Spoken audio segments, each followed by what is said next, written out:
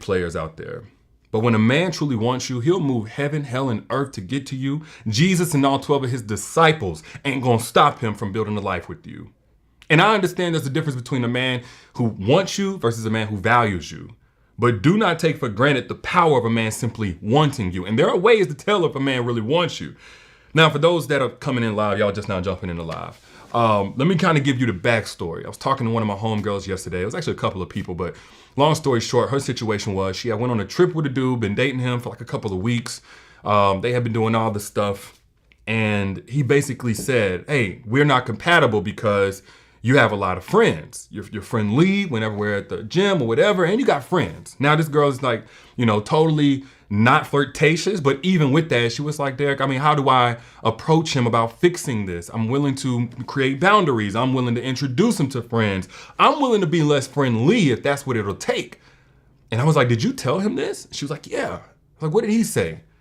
And it's like, well, it kind of felt like it was going in one ear out the other. Like he just didn't understand me, so I need another way. Let me tell everybody something. Forget that for a second. Anytime you're trying to tell a man how to better love you, how to better connect with you, how to better protect you, and you feel like you're inconveniencing him the more that you talk, or after you finish talking, he just kind of downplays it or invalidates it as you arguing, complaining, being negative, whatever it is.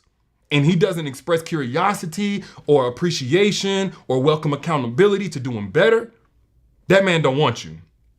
And if that man don't want you, he can't value you. I already understand there's a difference between the man who wants you and values you. He can't value you. And because men, what we speak in terms of, and I've told you guys this before, is we speak in the language of loss. If it's something that we do wrong, we feel those consequences when we lose something. It just is what it is. Lose our freedom, lose our health, lose our money, lose our girl, lose our something. And the same thing goes whenever we want something and we're trying to achieve something and we get it. Any man who's broken a record, had a great career, great family, he'll talk about what he had to give up, what he had to sacrifice in order to secure that. And then if you ask him why, it won't be because he got this new groundbreaking technique to achieve and, it won't be no science behind it. It'll simply be because I wanted it that bad. I wanted it that bad. I became a professional basketball player. I defied all the odds. I swam across the ocean. I climbed Mount Everest. I wanted it that bad. So when a man is dealing with you and any little obstacle stops him, any little inconvenience stops him, I don't care how good of a time y'all have.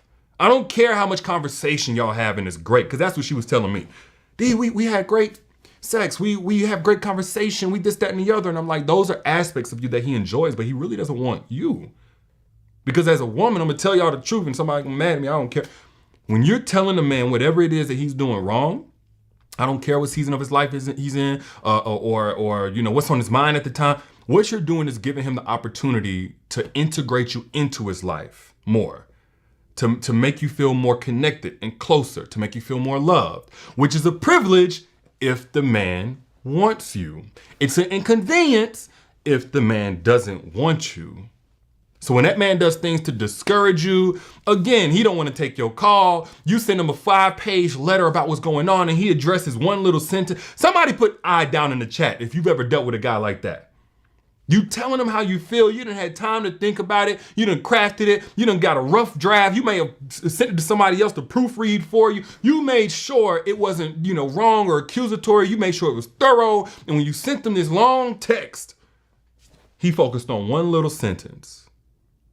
Inadvertently and passively, that's a man's way of saying, don't do this anymore. I don't want to hear your thoughts. I don't want to hear your feelings. Or if you had this long conversation with a man, and again, he just basically shuts down. You could tell somewhere during the conversation, he just wants you to shut up.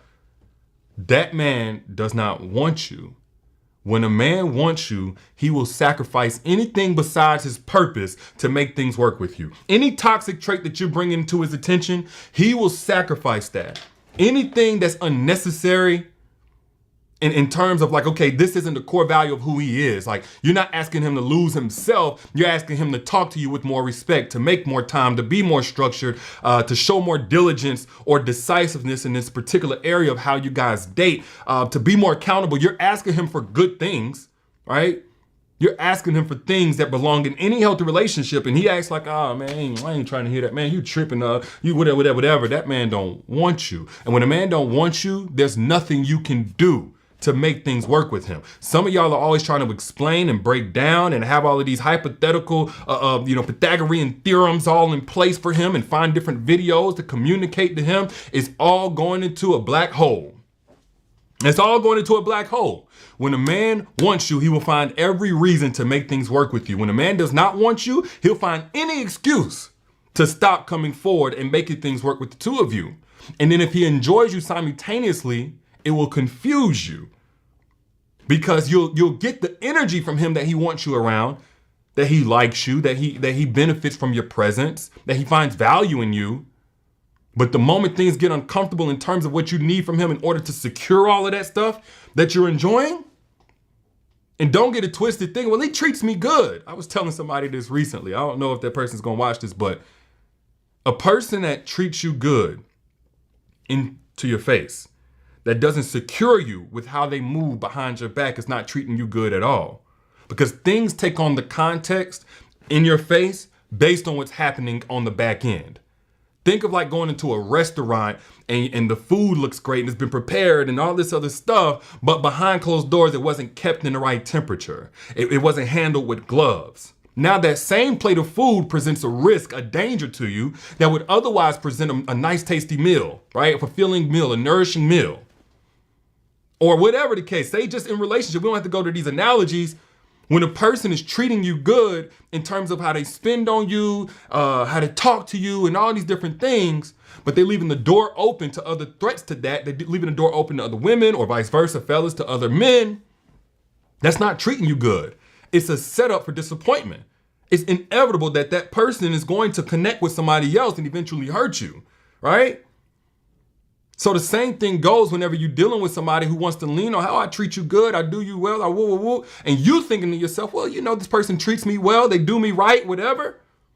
Okay, but are they willing to have the uncomfortable conversations with you to secure you? Are they willing to set boundaries when you're not around to secure you? Can you feel safe in what you're enjoying because they're willing to love all of you, not just the parts of you that benefit them directly? If not, that person don't truly want you. And that's okay, because everybody is disliked or whatever by somebody. We all ugly to somebody. That's how I feel about it. So it's okay if they don't want you, but don't get confused because somebody else's self-deception convinces them that they want something they're showing that they really don't. Some people will entertain you because they feel like they should want you. You present the type of qualities they really do need and they can identify that they need, but they're not ready for, or maybe some people are just so addicted to what they're used to, they can't appreciate what you bring to the table. They can't appreciate the healthy conversations, the patience, the consistency in a relationship. They so used to the volatile toxicity and the anxious attachment style. That's the only thing that they can really handle and tolerate because their identity is set on strictly deserving that. Now here's an exception, because I believe to every rule there's an exception. Sometimes a man wants you, but he can't show it because he's still in survival mode. That's the one thing that will trump any man's desire, and that's the desire to survive. That's everybody though. Your need to survive will trump your desire for love. Ladies, think about whenever you are, on the dating scene, but you haven't healed yet, and everybody's been there before, let's not front, and you want love, but you can't even open yourself up to it because you're still thinking about when you got hurt. You're still in survival mode. You're still closed off. So you don't want to believe what this person is telling you. You don't want to open up, even though they're giving you every green flag that you can and it's going to be safe. Put I down in the chat if anybody's willing to be real enough to admit that. You've been in a situation where love was right there in front of you. It was offered to you, but you could not receive it because you still hadn't healed. You were still in survival mode. Survival in the form of protecting yourself, protective mode. Same thing goes for a man. If he's in survival mode, he can't show his want for you. Or at least it won't be consistent. At some point, he's going to want to survive more than he wants to be with you.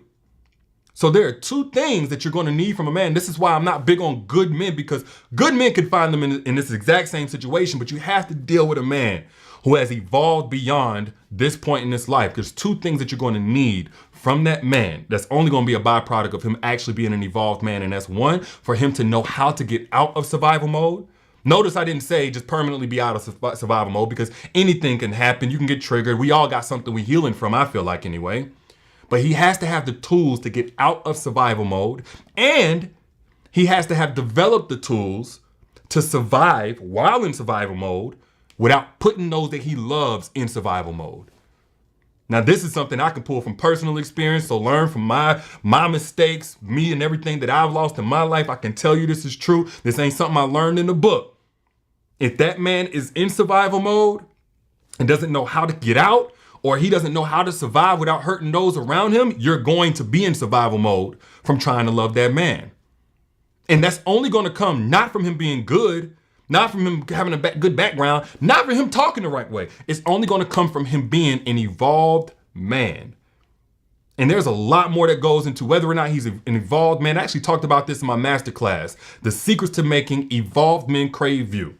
Because of course, they do want a certain type of woman, but a lot of women these days don't know how to exude those characteristics from an authentic place. So if you have not yet gotten access to that masterclass, which by the way is free right now, click the link that you see pinned down here in the comments or in the caption whenever you back out. Go ahead and register, because it closes off when it gets to like 150, because there's a chat and all that other good stuff. But click the link that you see pinned if you don't want to miss access to it before it comes down. Get access to that, where I describe how to identify an evolved man, how to know that he's truly an evolved man and not a faker, and how to stand out to evolved men so you stop repeating the patterns of choosing the same old men that do put you in survival mode because they never dealt with their own survival mode. But back to what I was saying. When a man truly wants you, and I honestly believe this goes both ways. So the guys watching this, the same thing goes for a woman. But when a man truly wants you, he will find every reason to be with you. Everything that presents itself as an obstacle to him being with you is going to be met with his disposition of, this ain't going to stop me. We're going to figure this out. What is it that I'm doing wrong? What external circumstance do I need to bring something else to move out of our way? What type of insecurity or doubt about my intentions do I need to completely obliterate with clarity and decisiveness? What thing am I not consistent enough in that's preventing you from trusting me, that's therefore preventing us from being together? When a man truly wants you, from the smallest thing to the most major issue that you may have with him, his heart's position is, I'm not going to let this stop me from being with you. I'm not going to let this stop us from being together. And when a man doesn't want you, the smallest little thing is a deal breaker. The smallest excuse is his exit, his way out. So don't let a man just enjoy you when he doesn't truly want you. Because if he doesn't want you, he damn sure can't value you. But those are just my thoughts. I'm your big internet brother trying to look out for you. If you got anything from this, hit the share button for somebody else in your timeline that could also benefit from this. Don't be selfish. Hit that share button. Let your family and friends also get something from this. Bless them too. And if you're in the market for an evolved man, do not miss the opportunity to get a hold of this masterclass where I broke down how to make evolved men crave you. And I did it free of charge. Ain't got to pay me nothing. Just click the link, register, hop on over there. Over an hour, I dropped gems on how to recognize an evolved man and how to attract them, make them crave you so you can choose the right one that's right for you.